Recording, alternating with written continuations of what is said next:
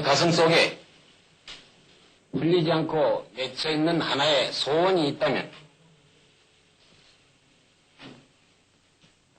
우리도 어떻게 하든지 남과 같이 잘 살아봐야 되겠다.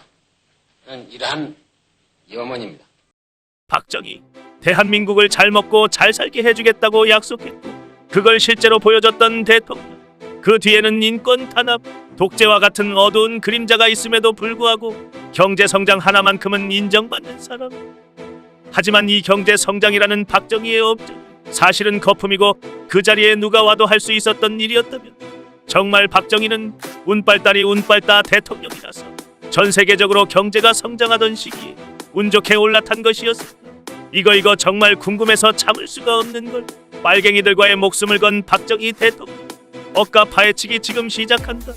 첫 번째, 박정희 시기의 경제 성장은 미국이 돈을 퍼주고 각종 지원이 있었기 때문에 당연한 것이었다. 흔히 이 부분을 깔 때 미국의 지원받고 독일, 일본에서 차관 들여오는 식으로 그렇게 돈을 퍼부으면 경제 성장이 안 될 리가 없기 박정희가 잘한 게 아니라고 주장한다. 그럼 한 가지만 물어봅시다. 북한은 김대중이랑 노무현이 빤스까지 팔아서 돈 주고 쌀 주고 개성공단까지 지어줬는데 왜 아직까지 거지발사계 국가지? 결국 한 나라의 지도자가 어떠한 생각을 갖고 어떻게 행동하느냐에 따라 그 나라의 미래가 달라지는 것이다.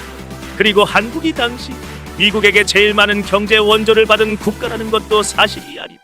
실제로 미국에게 가장 많은 지원을 받은 나라는 이스라엘이며 한국이로는 베트남, 이집트가 있는데 심지어 얘네는 우리처럼 전쟁으로 다 박살난 상태도 아니었다.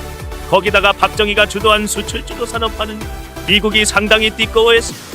대표적으로 포스코와 같은 중화학공업 투자에 반대한 것만 봐도 알 수 있다. 당시 미국은 한국에게 수출주도 산업화 대신 수입대체 산업화를 요구했는데 만약 이걸 고지 곧대로 따랐다면 우리나라는 지금 개같이 멸망했을 것이다. 왜? 외국에서 수입한 삼겹살이 국산 삼겹살보다 맛있고 가격도 싸면 당연히 소비자들은 국산을 살 이유가 없으니까. 그래서 1960년대 수입대체 산업화로 돈 맛 좀 본 라틴 아메리카 국가들은 전부 나락을 갔으며 한국은 박정희가 때려 죽여도 수출 주도로 간다고 했기 때문에 살아남았다고 할 수 있다. 정리하자면 아무리 다른 나라에서 돈 퍼주고 빌려줘도 지도자가 그 돈 다 띵겨먹고 밑에 놈들이랑 놀고 먹기에 바쁘면 그 나라는 절대 발전할 수 없다는 게 팩트다. 하지만 박정희는 조국의 발전이라는 명확한 비전을 가지고 있었고 수출 주도 산업화라는 계획도 이러한 생각 때문에 나올 수 있었던 것이다. 그 시절 미국과 일본은 우리 보고 도대체 니들이 중공업해서 어디다 쓸 거냐고 갈궜는데 우리는 결과로 증명해냈다. 그래서 그 결과가 어디 있냐고.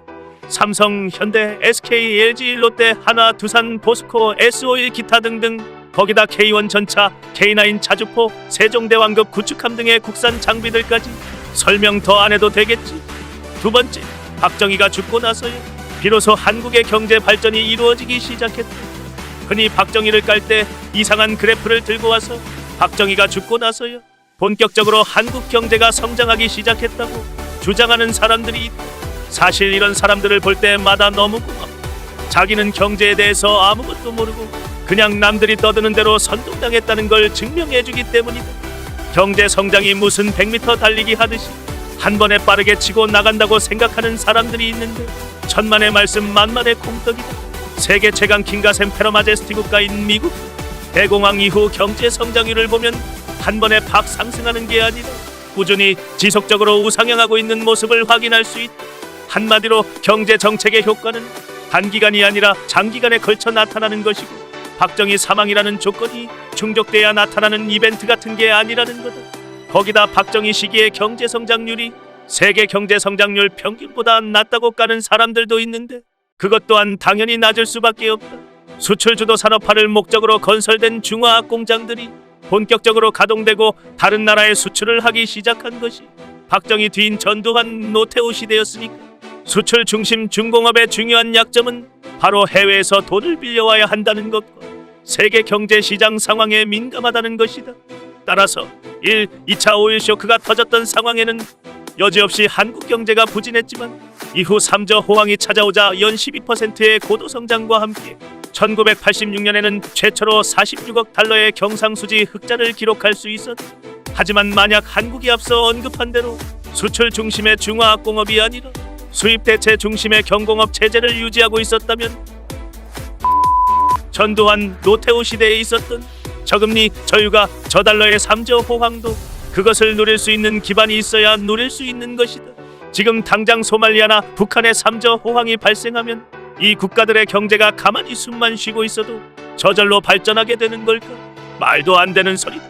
결국 박정희가 미국과 일본한테 온갖 쿠사리를 먹으며 중화공업을 밀어붙였고 부대가 그 열매를 따먹을 수 있었다는 얘기다. 좌빨 진영에서 흔히들 박정희를 반인반신이라고 놀리는데 만약 경제가 풀리기 시작하던 1981년까지 박정희가 살아있었다면 박정희는 진짜 신이 되었을지도 모른다. 세 번째, 한국의 경제 성장은 시기상 박정희가 아니고 누가 와도 할 수 있었던 것이다. 임진왜란 때 이순신 자리에 누구를 앉혀놔 왜군을 개박살냈을 것이고 세종대왕 자리에 아무나 앉혀놔도 한글을 만들어졌을 것이다. 지랄하고 자빠졌네. 좌빨들의 논리 수준이 딱 이 정도 수준. 한 국가의 미래가 결정되는 모든 순간에는 지도자의 판단이 중요하게 작용한다. 같은 상황이라도 그 나라의 지도자가 어떤 사람이냐에 따라 결과가 달라진다는 것이다. 대표적인 예시로 필리핀이 있다. 1960년대 한국과 똑같이 장기 집권 체제를 유지하고 있던 필리핀은 모든 면에서 우리나라보다 잘 나가던 국가였다. 하지만 1970년대부터 우리나라가 역전을 하기 시작하던 2021년 지금에 와서는 아예 비교 불가 수준으로 차이가 벌어졌다. 왜?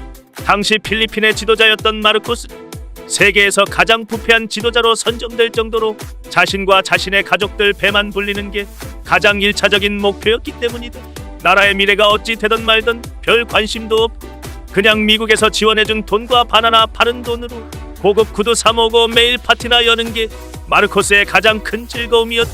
한마디로 박정희가 비록 독재를 하긴 했어도 비슷한 시기 김일성, 마르코스, 폴포트와 같은 사람들과는 비교가 불가능할 정도로 나라에 신경 썼다는 얘기다.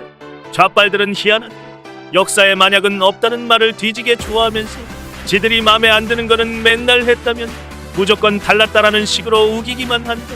근데 이제 인정할 건 인정해야 한다. 박정희는 분명히 대한민국 경제 성장이라는 큰 업적을 남긴 인물이다. 물론 관료들, 기업가들, 노동자들은 피나는 노력이 뒷받침되었기에 가능한 일이었다. 하지만 우리도 다른 국가들 못지않게 떵떵거리며 살아보자와 같은 뚜렷한 목표를 박정희가 제시하지 않았더라면 국민들이 열심히 할 이유도 없지 않았을까. 박정희가 아니라 그 누가 와도 경제 성장을 이룰 수 있었다는 말은 이제 더 이상 억가로밖에 들리지 않는다. 올해 한국 수출액이 6,049억 달러를 돌파하며 다시 한번 신기록을 갈아치웠다고 한다.